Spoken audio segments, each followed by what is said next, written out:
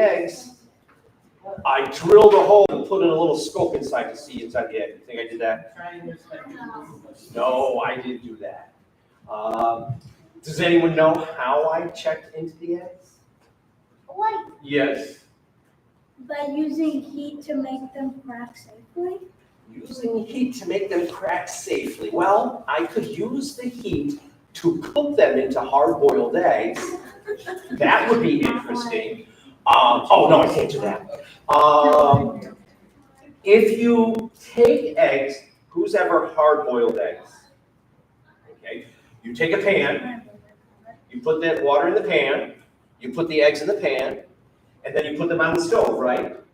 Then what do you have to do? Cook them. Well, you have to turn on the stove, right? And you have to keep track, right? Well, my wife one time did that, and she didn't keep track. She totally forgot about it.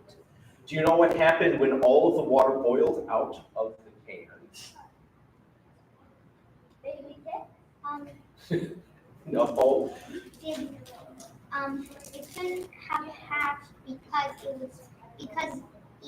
was wet from the heat. It's too hot, that's right, so nothing could ever hatch.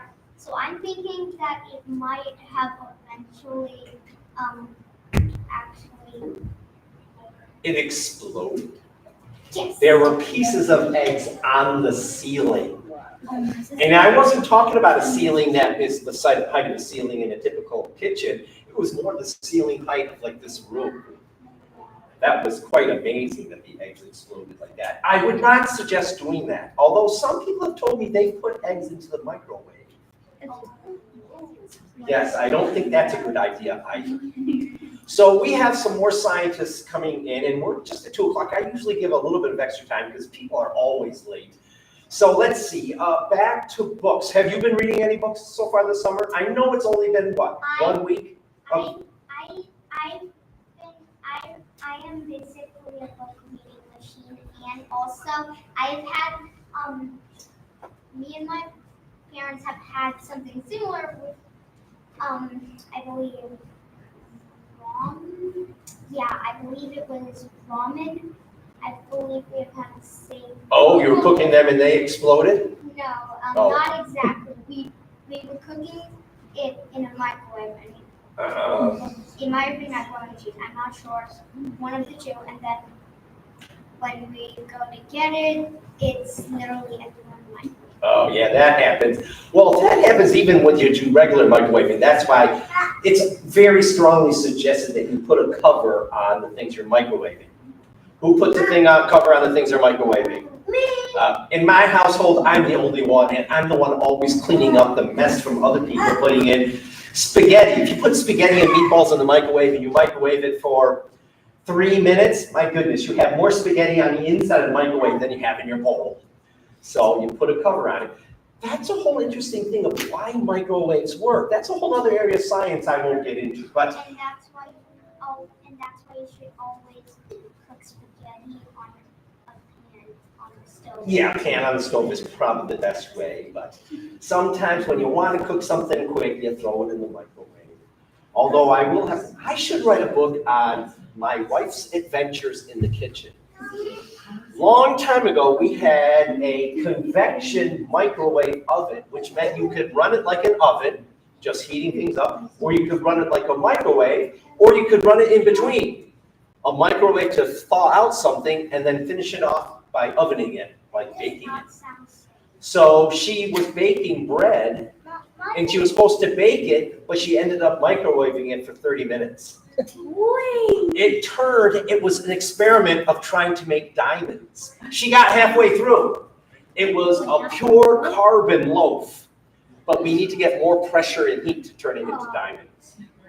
Did you know if you want to make diamonds, all you got to do is get a piece of old plant material, squish it as hard as you can so that it's under an incredible amount of pressure and heat, and do that for, I don't know, maybe several thousand years, and it will turn into diamonds. That's because diamonds are basically pieces of coal. Which means if you've been bad at Christmas time and you get some coal, maybe you could turn those coals into Diamonds. People actually do that. There are fake diamonds now. You can actually make people make artificial diamonds. Yes. I learned that actually if you're lucky and if you get cold, you are still pretty lucky. You know why? Not just because you can make artificial diamonds. It actually costs.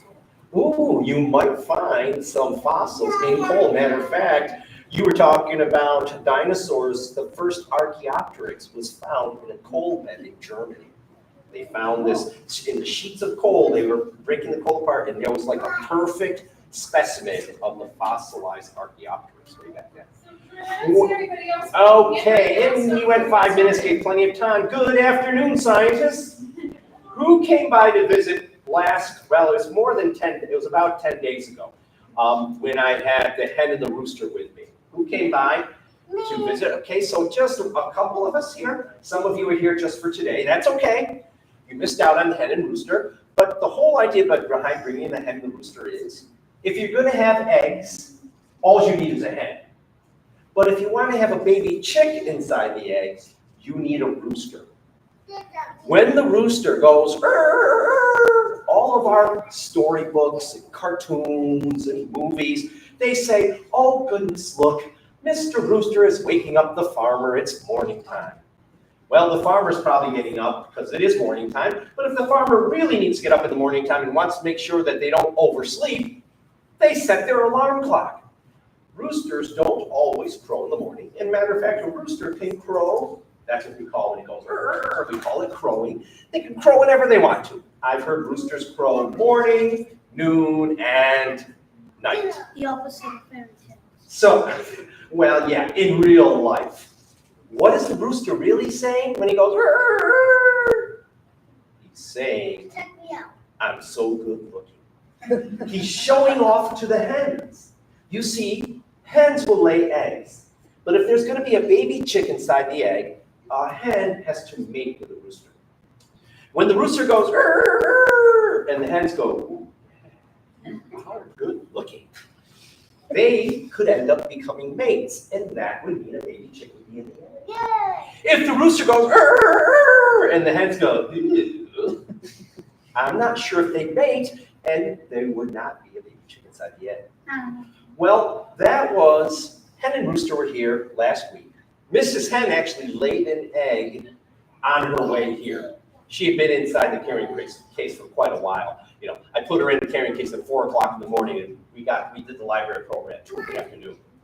So she laid that egg, and I took a peek inside that egg just a few minutes ago, and there's a baby chick growing inside. So she must have found a rooster that was to her liking. So we've been incubating the eggs now for 8 days.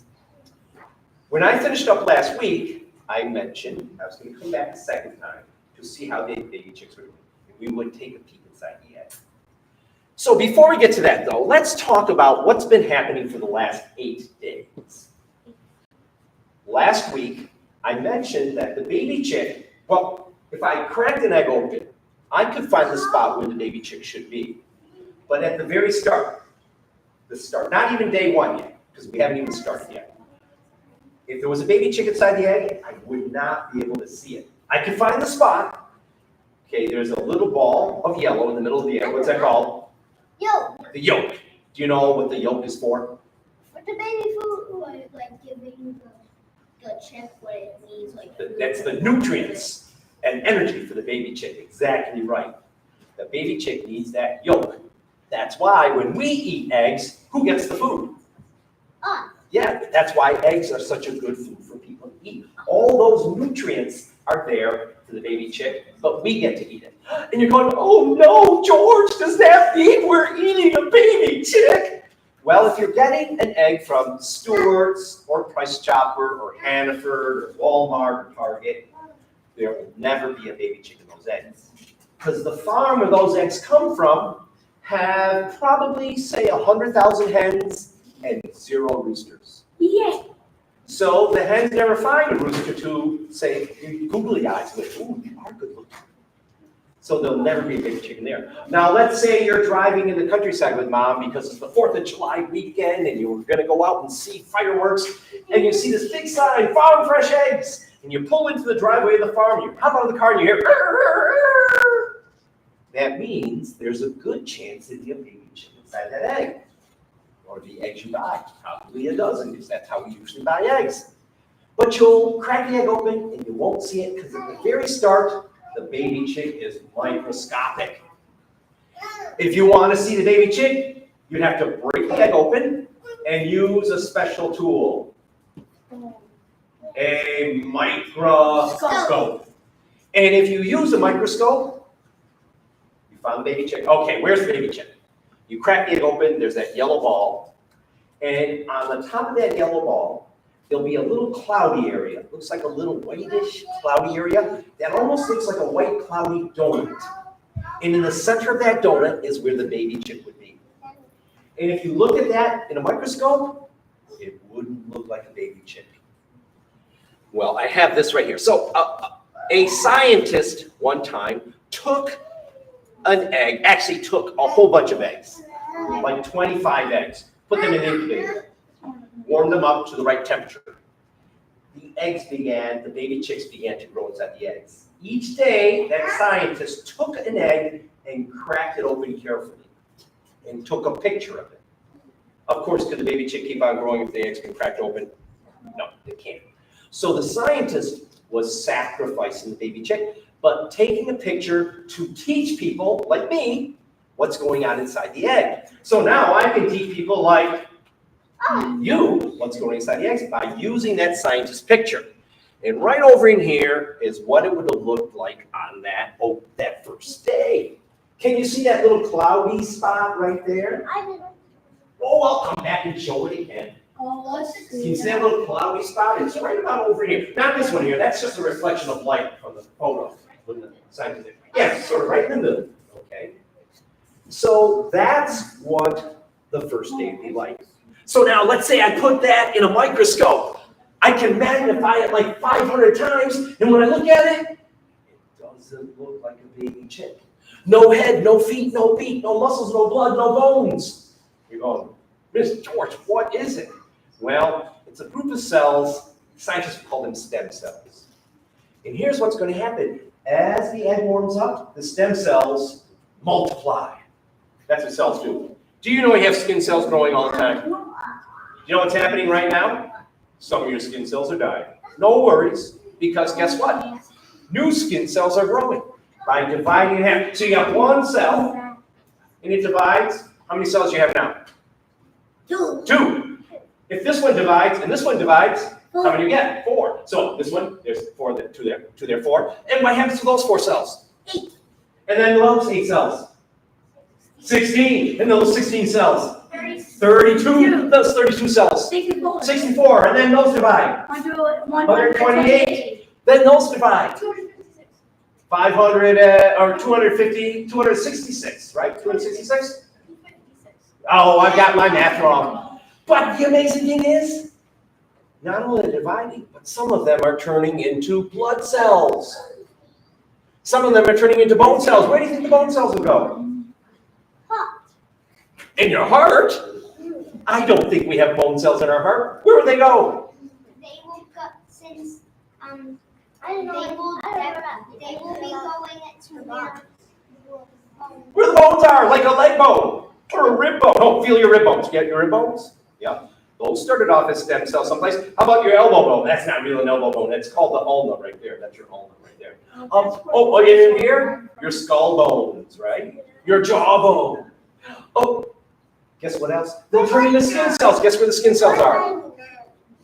The skin. They'll turn into muscle cells. Guess where the muscle cells would be? In the chicken's muscles. So the chick has started to grow. Matter of fact, at the very start, the baby chick with no mouth, what's going to happen then? Well, so all these cells start to grow. The first cells that are super important are blood cells. Here's why. Blood has plenty of work to do in our body, but one of the most important things for doing in our body is carry stuff around. Blood carries stuff around. Anyone have an idea of what blood carries around in your body? I don't. What? Nutrients. Nutrients, very good. Anything else? Yes. Blood sugar. Sugars, that's energy packets. Anything else? Oxygen. Oh, I thought you were just saying air, but you are a scientist. Oh, matter of fact, I forgot to have us do that science thing that I always do. Did you know that we are all scientists? Yeah. We are, so on the count of three, including big people in the back, maybe you don't work as a scientist, but you're still a scientist. On the count of three, please point yourself and say, I'm a scientist. 1, 2, 3. I'm a scientist. We happen to be ornithologists studying bird physiology right now. I'm impressed you called it oxygen and not just air. Breathe in. You're breathing in air. What's the number one ingredient in air? I'll be really blown away if you can tell me the answer to this one. Not oxygen. Not carbon dioxide. Hydrogen? Not hydrogen. There's hardly any hydrogen in the air. That's just a little bit. Nitrogen. Nitrogen is like 73, 72%. Oxygen, we got a lot of oxygen. There is carbon dioxide. There's water vapor, all kinds of stuff in the air. But the oxygen is what we all need, including the baby chick. So blood carries us all around us. Wait a second, how does blood do that? You mentioned nutrients, right? Who mentioned nutrients? You mentioned nutrients, yes. Okay. My toenails need nutrients to grow because my toenails are growing. You know how I know my toenails are growing? I watch them. That's sort of boring. You're not going to see them grow. But how do you know that your toenails are always growing? Why? When you see them get bigger. They get bigger and mom and dad say they've got to do what? Clip them. Who complains when mom and dad want to clip your toenails? I thought so. Well, in order for your toenails to grow, you need nutrients. So how do we get nutrients? We eat food, right? But wait, the food ends up in my stomach. How does the nutrients in my food go from my stomach to my big toe so my big toenail can grow? Blood. Blood, exactly. Which is pumped by the heart. Which is pumped by the heart and travels in veins. Check out your veins. Can you see your veins? So, okay, can everyone check their veins? Anybody here? Uh-oh. I'm fearful of asking this question. Anybody here have veins growing outside your body? Because if you had veins growing outside your body, you would not be here today. You'd be in the hospital. We can't have veins growing outside of our body.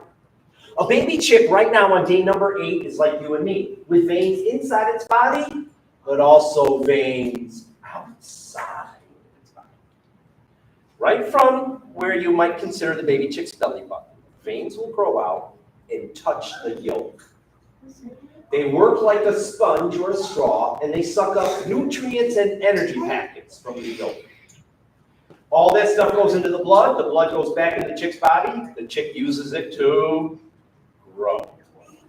So one of the first things that starts happening, and this would happen even on day number 1, but right here is day number 3. I'll start on this side since I started on that side first. You have to look very carefully to see the little red lines. Can you see those little red lines? There's a couple of them. Yes. Very faint. Very, very faint red lines. What are those red lines? Blood. What do you think they are? Blood. Well, they're not just blood. They would have blood in them, but what would they be? Yes. They're veins outside of the chick's body. There's little reddish lines. Very hard to see.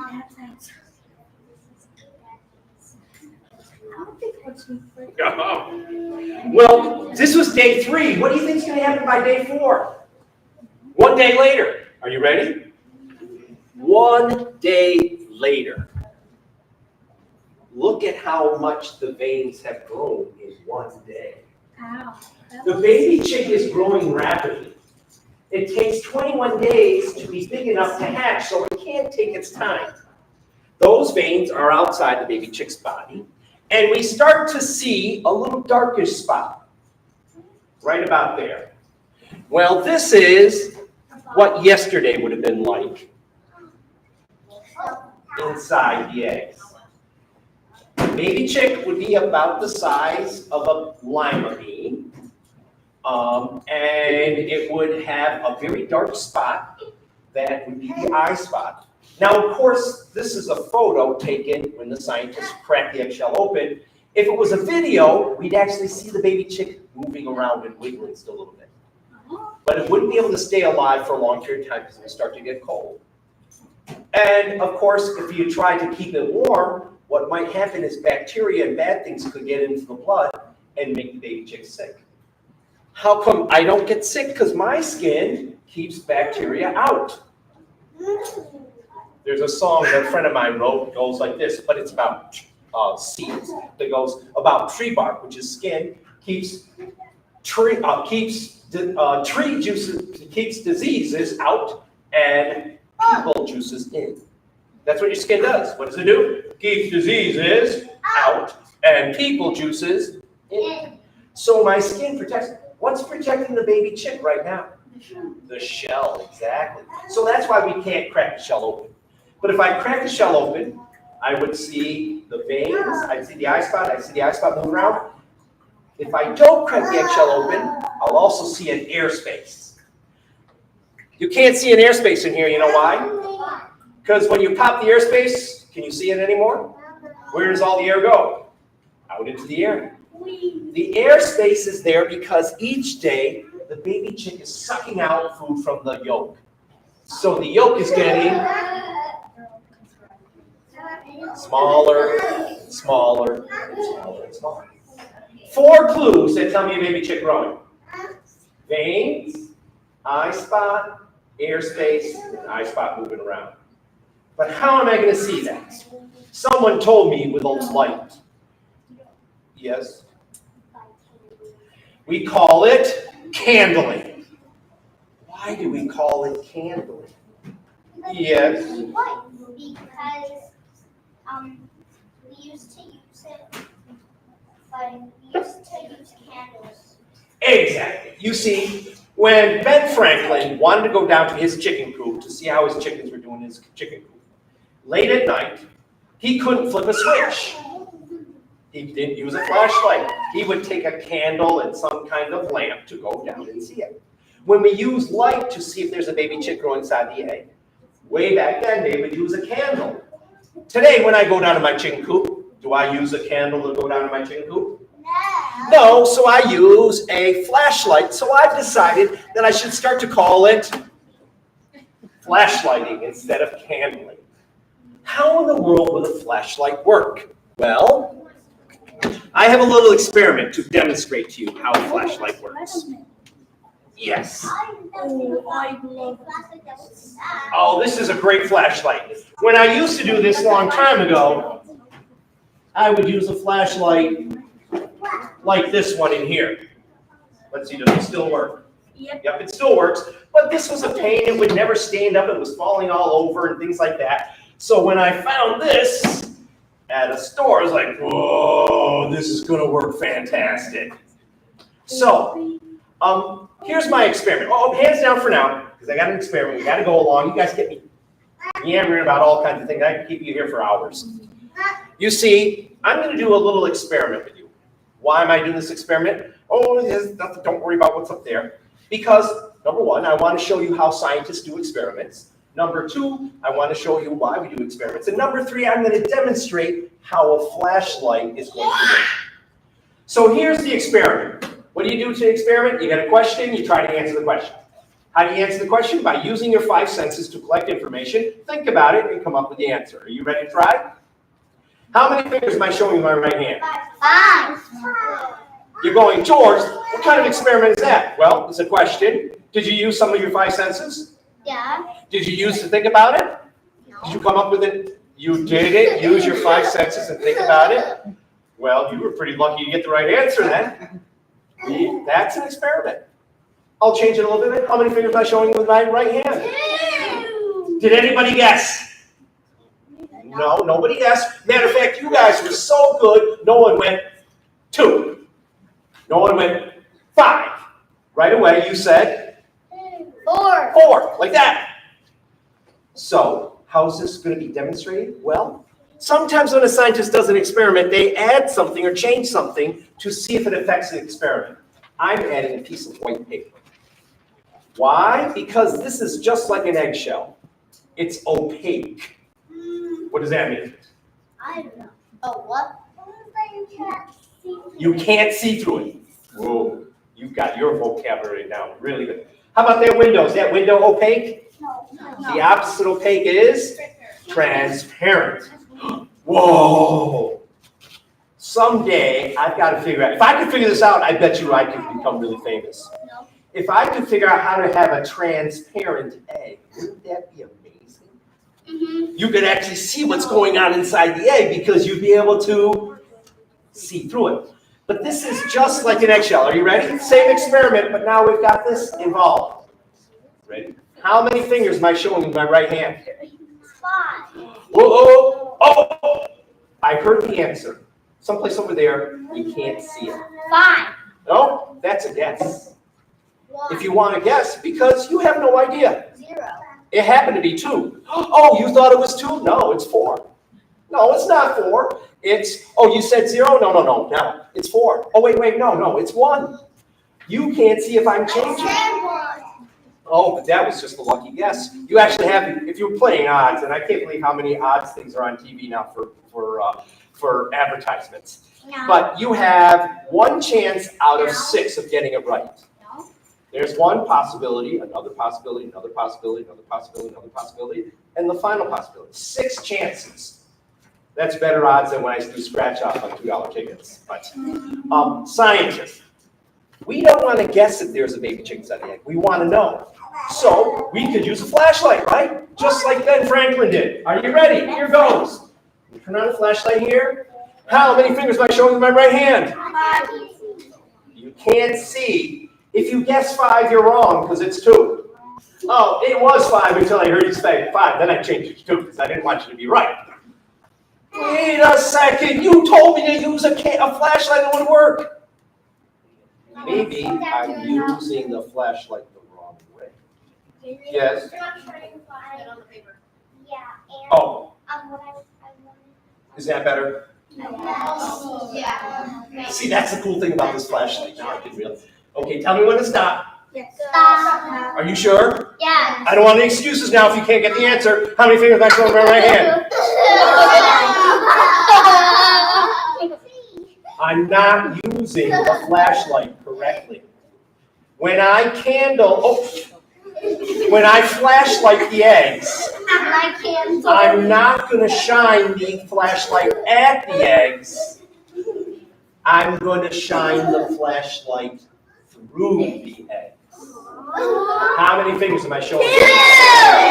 Now you realize you're not seeing my fingers, really. What are you seeing? The shadows of my fingers. So when I shine this flashlight through the eggs, I'm going to be looking for the shadows of the veins, the airspace, the eye spot moving around. Now I think I have a demo egg in here too. So this is just one of these plastic eggs. This is just one of these plastic eggs that we have at Easter time and other times. And this is just a quick demonstration, because in a moment, we're going to go, could you go and get, so when I shine the flashlight through, I'm going to block out light all except through one spot. Oh my! And I'm not worried about that. I'm wanting to look at the light shining into the egg. Now, right now, you got to sit back, please, because if you're up close, then people can't see. Okay. There's nothing making shadows in here, so it glows. It looks pretty. It looks like some kind of ornament. If I have a glowing egg, it's bad news. It means no shadows of the veins, the airspace, the eye spot, or the eye spot moving around. So in a moment, we'll have the eggs come in. I can't bring all the eggs in because what's going to happen if the eggs sitting out here in this room? They're going to start to cool down, and if they cool down for too long, the baby chick is not going to survive. The baby chick has to be kept at approximately 100 degrees Fahrenheit. That's a smidgen warmer than you and me. Yes?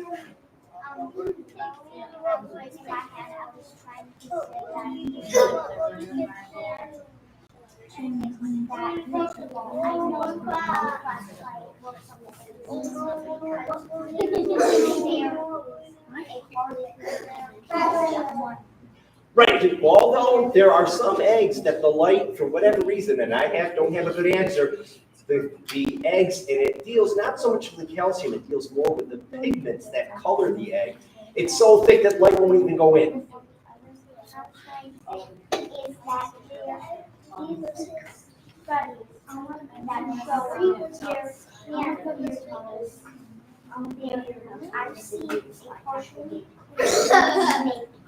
Oh, well, sometimes even chicken eggs come out with no calcium.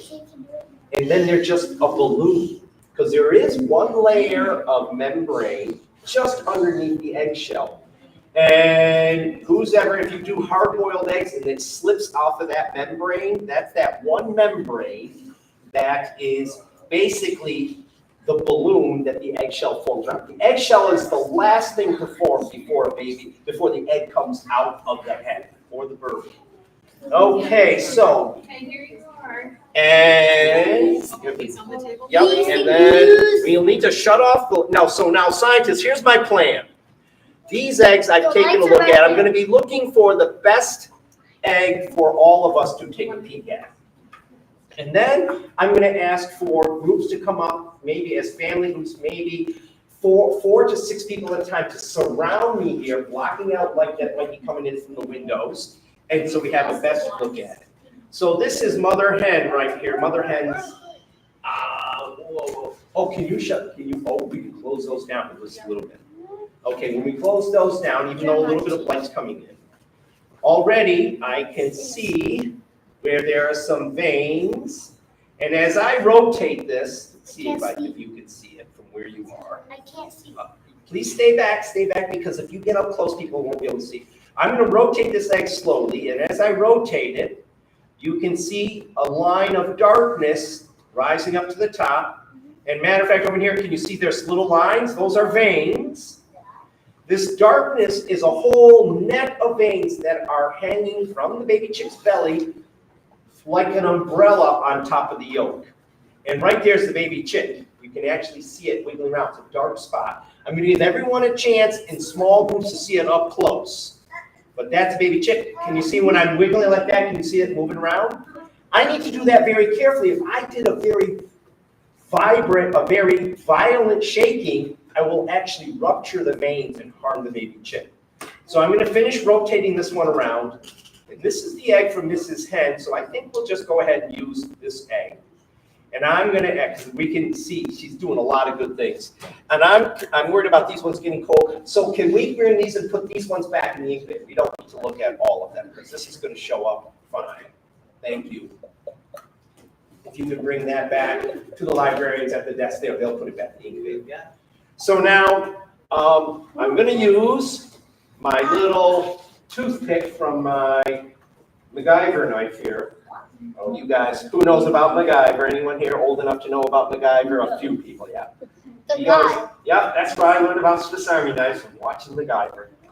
So I'm going to ask, starting from this side of the room, I know you came in as family groups, whatever. Maybe we can get 1 or 2 family groups. We don't want more than, say, 5 or 6 people to come up. Everyone else just stay seated. I'm going to work my way across the room, including adults. Come up and stand around us here to get an up-close look. When you're standing here, please don't bend over like this. Stand up straight and look down at the egg. So right over here, can you guys right here come on up?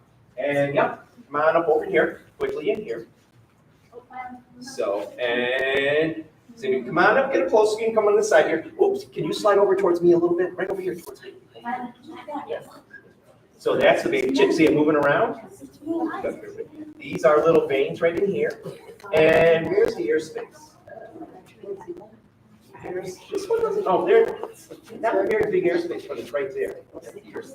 Oh, right there. Can you see the difference right here? That's the airspace right there. See it? Okay, you guys can go sit down. Who's my next family group right over here? Maybe 1 or 2 families? Come on up, yeah. And you can come on up too. And yeah, way in the back, come on up. I think we can get this one. Come on, yep. Come getting close to you, step on my toes, I don't mind. But there's some room for everybody. There's some room. Slide this way a little bit, slide this way a little bit. And then there's some room. So right there's baby chick. Look at how it's moving around. See it moving and wiggling. Doesn't like the lights. See these little lines right in here? Those are the veins. And here's the airspace. You can get it there. It's right over here. It's hard to see. Yeah, it doesn't show up as good as one of the other ones. Yeah. Right, it's very light because there's nothing in it. So that's the baby chick right there. Yeah, right there. That's the eye spot. That's the rear end over here. So you guys can go sit over there, sit back. So I think I have 1 or 2 family groups right here in the middle. I see 3 or 4 young scientists. Come on up, and anyone in the back, come up. Yep, we can do this. Come on up. Big people can look over little people's heads. That's the baby chick. Oh, keep your head up because other people are going to see. Right? See it right there? There's the baby chick's head. And these lines are veins. It doesn't like the light. Exactly. When you're sleeping and someone turns on the light in your room, it's like, oh, Mom, Dad, shut the light off. The airspace over here is very faint. It's right over here. That's the airspace. But that's the baby chick. See, if I shake it around, I'm sort of pushing the baby chick around. I want to do it gently. But can you see how some of the veins are moving when I move the baby chick? Because those are veins attached to the baby chick, just like I told you.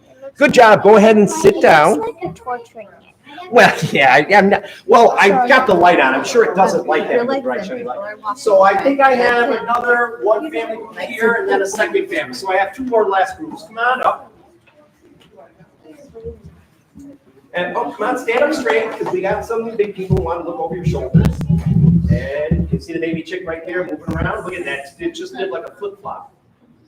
I was going to say, that's the eye spot right there. That's the tail end right there. That's the eye, the head. And then this is what? Which one? The circle is the O because I have X's and O's so we know when we turn the X and we make sure all the O's get turned apart. One time it's an X, the next time it's an O, the next time it's an X, the next time it's an O. See these red lines? Veins. And the airspace is hard to see, but it's right there. There's a little bit. If you get the right angle, you can see how it's very light in color. Can you see that? That's the airspace right there. Yep, there's veins, but there's no veins down on this side. See that? There's no veins there. The veins are only like an umbrella on top of the oak. And my last group right here, come on up. And right over here. Oh, there's doing a lot of big flipping and flopping. Right there. That's the baby chick. See it move right there. That's his head. That's the eye spot. There's its back end right there.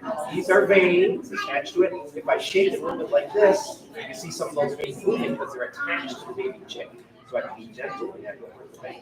The airspace is over this side. It's sort of hard to see. Can we have, welcome, can we have the lights back on? I see a hand up. And if we can bring this egg back to the incubator right away. Well, I'll leave this. I'm sure you can handle the egg, but I would, yep, it's actually going to go into a container, and I'll put that sort of size. That's a better way to do it. Well, if you flip it on, then that baby chick is going to be slipping its light. That's no big deal.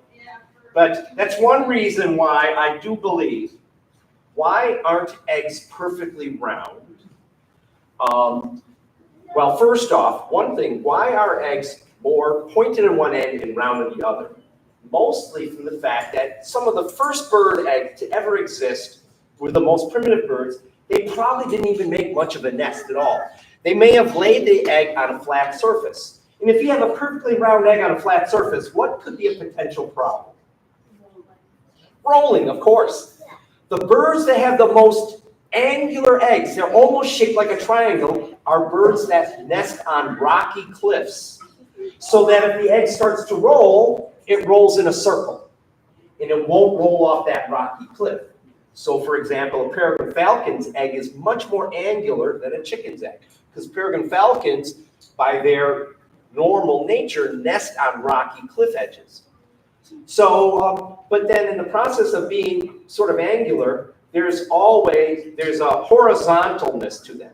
So they never flip this way in the nest. So they're always rolling like this. So that baby is always sort of rolling around because the yolk is actually attached via some strands of filaments, so it stays in the middle. So you can imagine if it's like this, then there's no place for that baby to float up to, because the baby is always going to float up to the top of the yolk. So what's going to happen inside the egg for the next 13 days? We're on day 8. It takes 21 days to hatch. Each day, the yolk is going to get smaller and smaller. Right now, the yolk's about the size of the tip of your thumb. Baby chick is sucking food out of the yolk. By the time day 18 rolls around, the yolk's going to be about the size tip of your pinky. Yes? So, with when the chick hatches, can it safely consume its own shell to recycle the calcium? That's interesting. I think some birds do that, but I don't believe chicks and chickens normally do it. Although, I'm not going to say it would never happen, because do you know what we do with our cracked egg shells when we do scrambled eggs? Nope, I take them and I throw them in the chicken coop on the barnyard, and I stomp on them to make little pieces, and the chicks will go, and the chickens will eat those little bits of calcium, because it is important. There are many insects. They will eat that protein shell that they have. Insects don't have a calcium shell, they'll have a protein shell. And they eat it because it's nutrients for them. So that's not an unusual very characteristic for animals that hatch out of eggs. So, but by the time day 18 rolls around, there's a tiny bit of yolk and veins hanging off of the baby chick's belly button. If the baby chick hatches at that point, it's very dangerous. There's veins sticking out of its body. The last bit of growing happens on day 19, where a flap of skin, this is the way I describe it to make it as simple to understand. A flap of skin grows over the yolk and veins. So now where's that yolk sac? On the outside or on the inside? Now the baby chick can hatch. On day number 19, the baby chick's lungs are actually working. Do you know how the baby chick is getting oxygen right now? Those veins we saw. They're sucking up oxygen that goes right to the eggshell. On day number 19 and 20, the baby chick is actually breathing with its lungs. You know what it can do when it's breathing with its lungs? It can talk just like she's talking. Yep. You can't talk if your lungs aren't working. You need to have air in your lungs expelling out using your diaphragm in your abdomen to push that air out and manipulate your larynx, your voice box. That's how we can talk. On day 20, if you're at the library and it's super quiet at the library, you might hear, because the baby chick is now breathing air. The first breath of air is from the airspace. You think there's going to be a lot of air in the airspace? No, it's that little space in the eggshell. So what does the baby chick do right away? Once it starts breathing air, it has to crack open the eggshell. So be a crack like this, and they'll open up that crack. Now they can get outside air. The baby chick can actually do its own Michael Jackson move. It slips and slides inside the egg, cracking the egg all the way around. Just like this.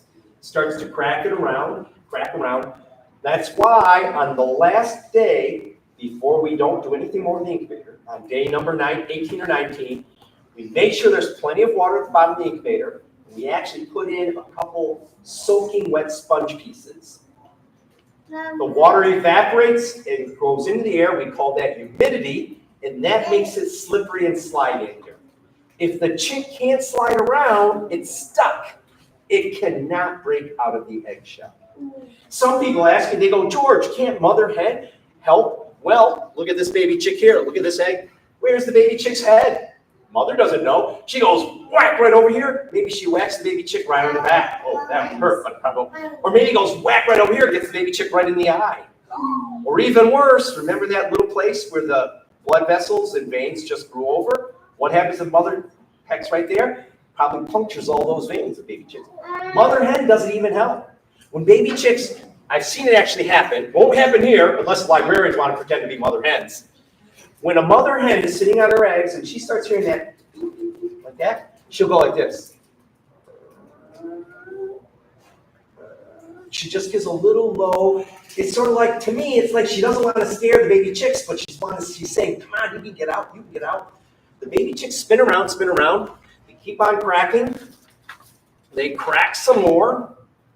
And eventually they've cracked all the way through. They'll start to push with their head on one end, their feet on the other, and out bursts a wet tire. Oh, not yet. It's still bursting. And out bursts. See, it's cracked all the way around. That's a perfect crack. Some birds do it perfectly. Some birds don't. It's just like you guys. Sometimes you do your homework perfectly. Sometimes, sometimes you do your chores at home perfectly. Sometimes you don't. Well, see, I shouldn't talk about homework right now. I don't want to bring bad memories to you. And then out slides the wet, tired baby chick. Very wet. You know what that means? Very easy to get cold. Who's ever noticed when you've come out of the shower or the bath, even if it's a warm bathroom, that you feel shivery? Hot summer's day, you come out of the pool, you feel shivery. That's because water in your body is sucking out the warmth of your body. What's the warmest place in the room for this baby chick? The incubator. It's at 100 degrees Fahrenheit. The room temperature is about 70. The baby chick can actually stay in the incubator 2 days and be perfectly fine. Do you know how you get baby chicks? Oh, do you know how the people at Tractor Supply get their baby chicks that they're selling in the store? They're shipped overnight from the hatcheries because baby chicks have enough food and water in that little sack underneath their belly button to live for a day or two without getting food or water with their mouth. It's nature's way of saying, hey, you've got a head start in case it's a tough going those first few days. After about an hour or so, the baby chick's going to be nice and fluffy like this. I'm going to bring it to the library next week, before the hatching happens, a brooder box. Inside the brooder box are things so the baby chicks can do their chick business.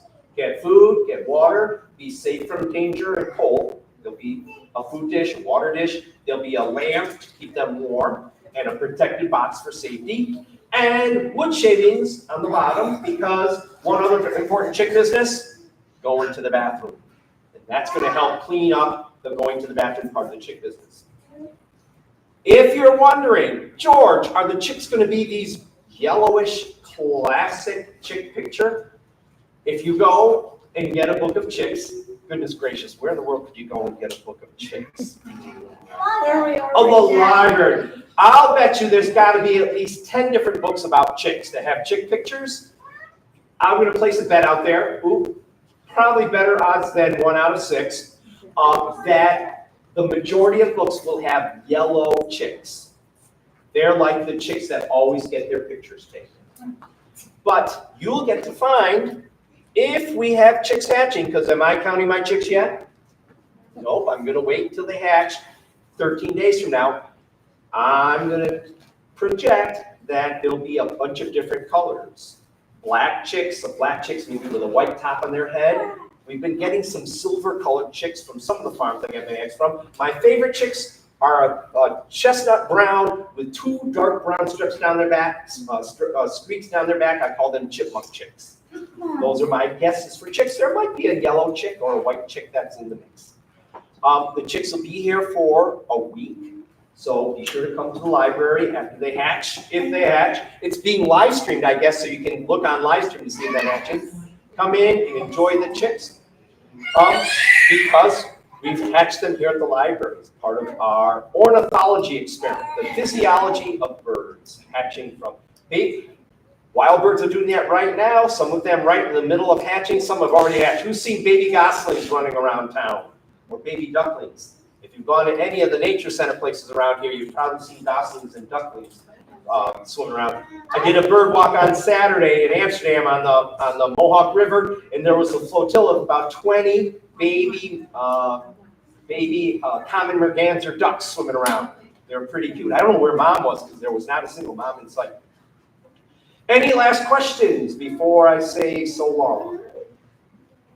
I'm going to take a quick peek at the other eggs and check in with the librarians before I leave. So if you want to see me take a quick peek. Yes, question? Is it like an event, or are we just going to see them? When the chicks hatch? I don't know what the librarians want to allow. If this was a school program, I know school teachers allow for students to feel them and hold them. and give them a little feel. Sometimes some adults, if they're doing this, prefer, since I'm not going to be here, but sometimes adults prefer to hold on to a chick and let young ones stroke it like that. But it's totally safe for the chicks. You wash your hands beforehand, you wash your hands after. Remember that chicks poop in your hands sometimes.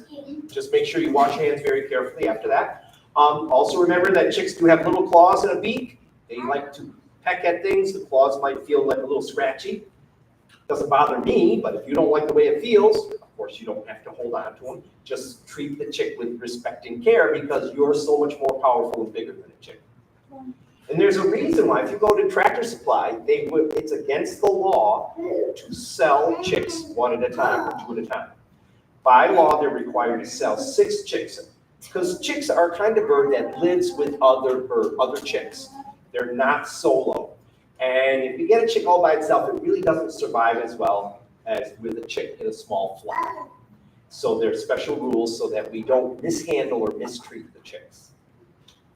Great question. Any other questions? Yes? Can you tell if the chick is a male? Great question. Some people, I'm told, some people have a skill at doing that. What I look for, okay, here's this baby chick here. You can see there's little bumps right here on its beak. Those bumps are eventually going to be a comb. The roosters have a big, big comb. Hens have just a little comb. If I see these bumps going from the beak up into the chick's forehead, I speculate that that's going to be a rooster because it's going to have a lot of bumps that can go into a big comb. If it hardly goes up into the forehead or doesn't go into the forehead at all, I guess that chick is going to be a female, a hen. So after about 2 months of growing, I can pretty much tell because the males will start to grow a little spur bump on the back of their legs. You can see that after about 2 or 3 months. But at the very start, it's very hard to see. So that's my best guess. I could be totally wrong, but there's like a 50-50 chance of males and females. You don't really know. So if you happen to look and see, you can sort of do your guess. Any other questions? Yes? I think that it might be a better idea than cracking the egg. Though. Oh, yes, of course, because if I crack the eggs open, what does that mean? No baby chick, of course. So now when this scientist took those pictures, the baby chick was already advanced enough to get out of the shell. But I'll tell you, I've had eggs that did not hatch. The baby chicks maybe got to this point or even this point, right this, and they never got out. You ask me why, I would say I don't know. The only thing I can say is, remember, their last bit of nutrients, they can't go out and get takeout. It's all in this little bunch of yolk that's left. And if they use up all that yolk and they haven't got out of the egg, guess what? They starve to death. They just can't do it. You need food to be able to do something. And if they run out of yolk, that could be what's happening. But that's also why it's very important to make sure there's plenty of humidity so that the egg is slippery on the inside, so the baby chick doesn't get stuck. Because if it's hard to get out, it makes it, when they get stuck, it's hard to get out, then it's more of a problem for the baby chick. Great work, guys. And come into the library and check. Are kids helping out with turning the eggs? Yep. When we turn the eggs at about 9:30 in the morning, and then at 2:30 in the afternoon, and then at 7:30 at night. And the way we've been doing it is, if you happen to be here in the library, we might ask you to come over and help turn them. We didn't set up and let the world know because we didn't want to line of kids hoping that they could turn it over. So We stop by too many parts. So. Stop by at those times and then see if they need a hand. And when you turn the eggs, you'll feel that they feel warm, right? Yeah, they're warm. Because they're holding that, they're holding that heat inside them. And so that they can stay warm, even if the top is off the incubator for a short period of time. The air temperature might drop down, but they still have warmth. And then when you put the top back on, it's basically an electric blanket in a styrofoam box. And it's set for a certain temperature. Anybody here have electric blankets at home? You set it for a certain temperature, and it stays that temperature. And that machine is called a thermostat. The incubator has a thermostat so that it keeps the eggs nice and warm. So I'm gonna wander over and take a peek and see how the other eggs are doing and chat with you about what you wanna do with those eggs. With libraries, if I was in schools, I usually leave those eggs in because it's part of the scientific method. Will they hatch or will they not? With libraries, I've tended now to just say, we'll take the eggs out that show no development. And then that way, it makes for less of a chance of an exploding egg. Because as an egg rots, maybe you know with Templeton, anybody know Templeton? Templeton. You know Templeton? Did one of the eggs break that Templeton had? And what happened with everybody? They're going, Templeton, what did you do? You broke that rotten egg. We don't want a rotten egg breaking inside the incubator. Exactly. I'm impressed. We have some literature specialists here. And so let me see. Oh, I need that. I need this. I need all these things before I leave them behind. So I'm going to go over to the incubator and see how the eggs are. If you want to follow me and see what's going on. Thank you for coming to the library.